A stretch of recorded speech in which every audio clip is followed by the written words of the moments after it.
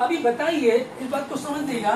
अभी एक ऐड आता है ना, मोबाइल का ऐड आता है गेम खेलने वाला, बहुत सारे उसका ऐड कर रहे हैं, कहते हैं कि ये गेम है, इसको खेलें, इसमें 10 लाख तक आप जीत सकते हैं। और बाद में धीरे से बोलता है कि इसको अपने रिस्क पर खेलें क्योंकि इसमें खतरा है।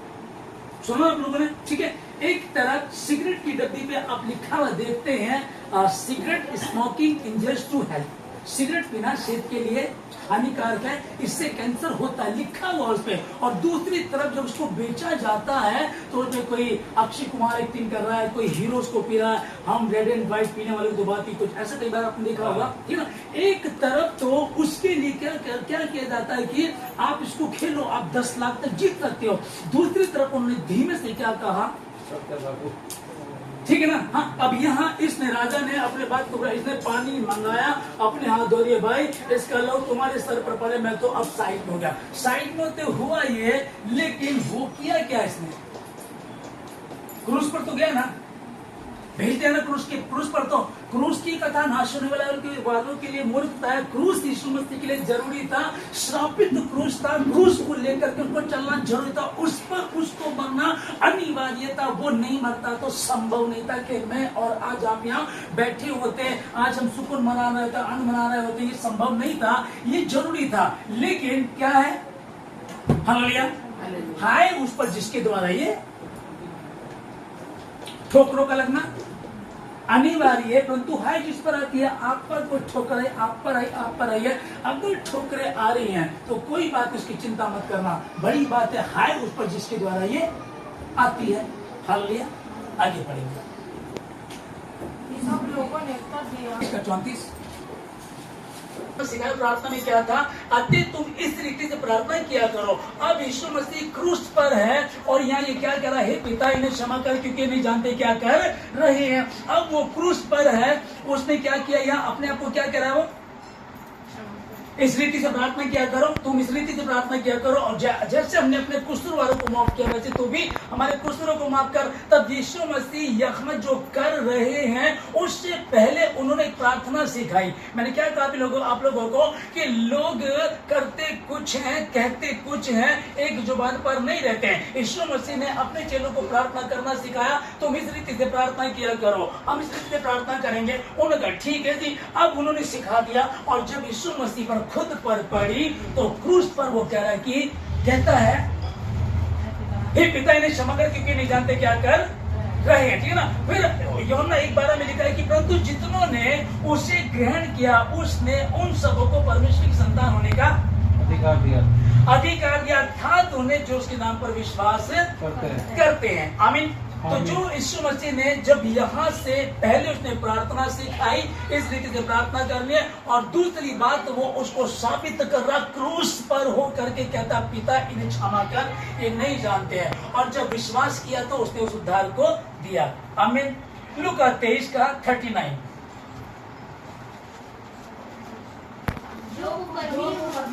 लेना, ठीक है।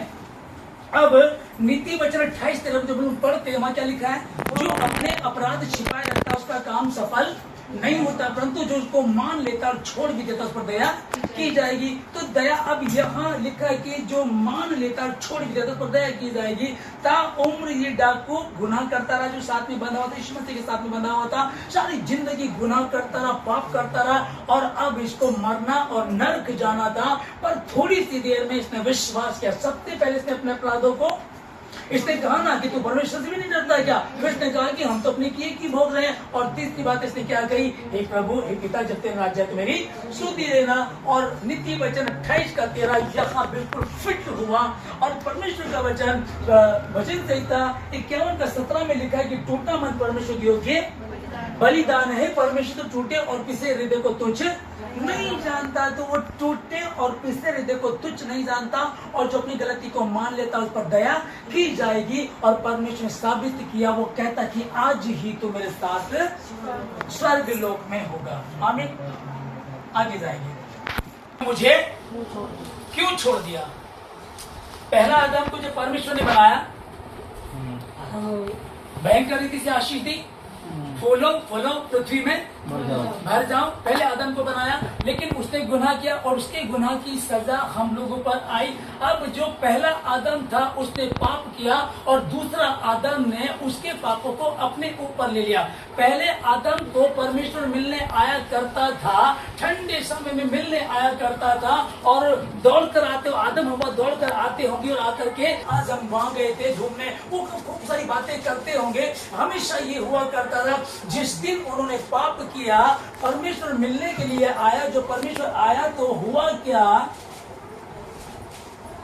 लगाता है आदम तू कहाँ है, और वो कहता है कि परमेश्वर मैं तेरी वाणी को सुन करके डर गया था। तुझे किसने बताया? क्या तूने इसका फल खाया?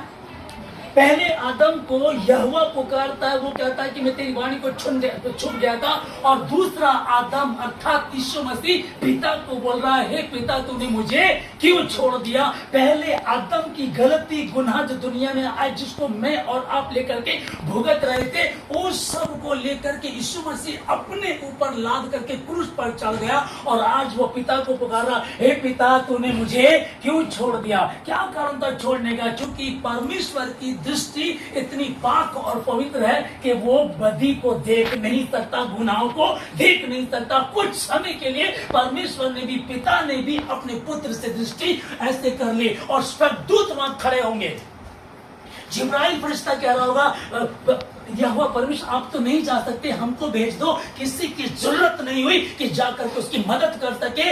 ये पीड़ा मैंने उठाया, मैंने अपने बेटों को दिया और उसने कहा कि पूरा हुआ, तमाम हुआ, जो मेरे विषय में भविष्यवाणी की गई थी वो मैंने पूरा कर दिया। फिर वो कह रहे हैं, पिता तूने मुझे क्यों छोड़ दिया? क्योंकि बदी को परमेश्वर देख नहीं सकता। मेरी और आपके गुनाहों को लेकर के वो क्रूस पर मर गया। अब क्रूस की कथा जो है, क्या हम इस वचन को बोलते हैं, ये फैक्ट भी है ना। श्रापित है वो व्यक्ति जो काठ पर लटकाया जाता है। काठ मतलब कि अब तो इसको शेप दे दी गई है, पहले सिर्फ पेड़ हुआ करता था।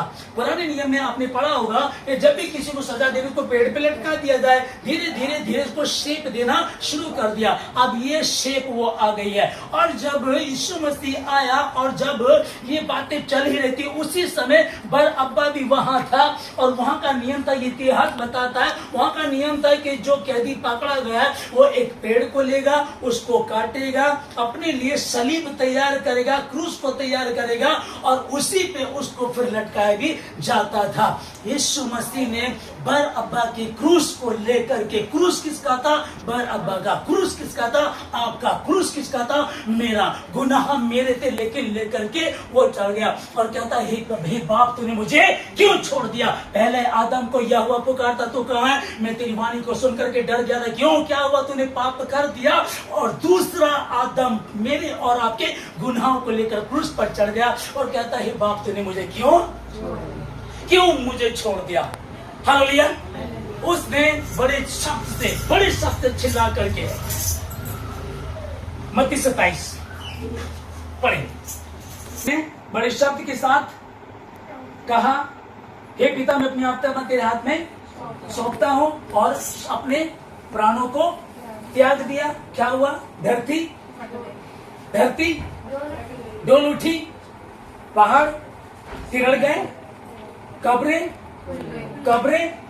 अब ध्यान से समझिएगा, यीशु मसीह मरा और कब्रें, हालेलुया, यीशु मसीह मरा और कब्रें खुल गई और कितने सोए हुए, कितने लोग जो मरे हुए थे वो लोग मुर्दों में से जी उठे और जी उठने के बाद वो अपनी कब्र से बाहर नहीं निकले, क्योंकि सबसे पहले जो मरा वो जिंदा होगा तीसरे दिन, और जब वो जी उठेगा तब हम निकल करके बाहर आएंगे।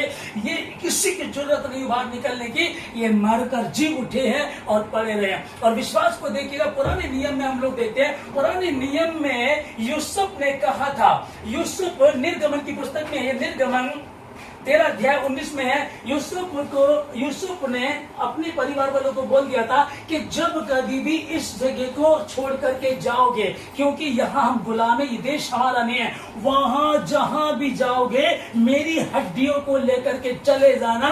जब तुम मेरी हड्डियों को लेकर के जाओगे तो देखो, उस समय ना इजराइल बना था, उसे भविष्यवाणी तो उद्धार करता है, उसको पता नहीं था। उसने कहा कि जब यहां से जाओगे तो मेरी हड्डियों को लेकर के चले जाना, और जहां वो जगह बनाई जो देश परमेश्वर बनाया, इजराइल नाम नहीं दिया गया था, वहीं लेकर के चले जाओ, क्योंकि उद्धार करता आएगा, मरेगा और जी उठेगा, और उस दिन मेरी हड्डियां भी